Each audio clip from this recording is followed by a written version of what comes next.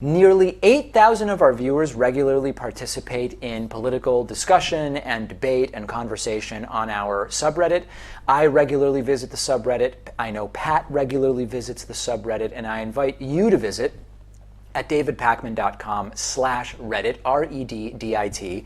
Very, very important issue was brought up this morning on the subreddit, and it relates to the upcoming midterm elections, and it is about voter deregistration. This is just one story where a user said, went to verify my voter registration today, no record of me being registered despite having voted in the previous elections.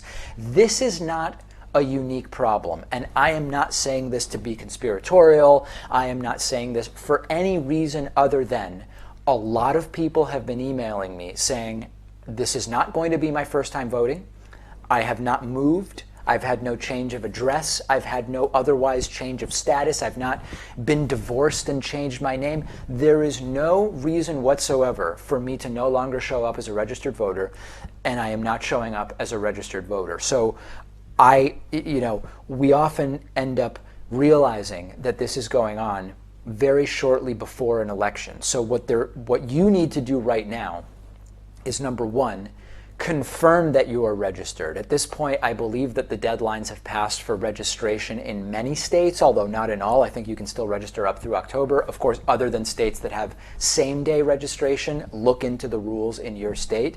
But if you're someone who has voted before and you assume that you are registered, my recommendation is make sure that you're actually registered. And the number of people who have been telling me I am not showing up as registered is very, very concerning to me. And if you are not registered and the deadline has passed, you do need to contact the Secretary of State or voting officials, even the Federal Election Committee, and explain, here's my record of having voted before or of having been previously registered or whatever. There is no reason I should not be registered here. I need to be able to vote in November. Very, very important. And even though it's horrible, I'm glad that it was posted about to the subreddit.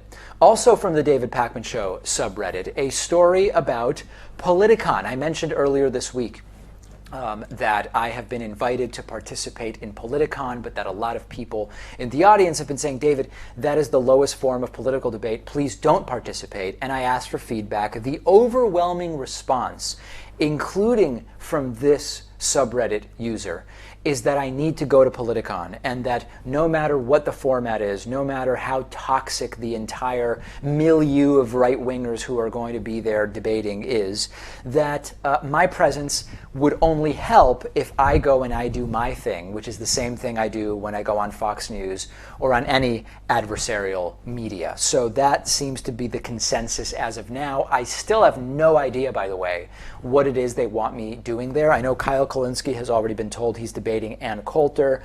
I know some of the other people that are going have been told what they're doing. I still haven't been told, and I'm emailing them every couple days, and I don't know what's going on. So for people saying, am I doing a debate one-on-one? Am I participating in a panel?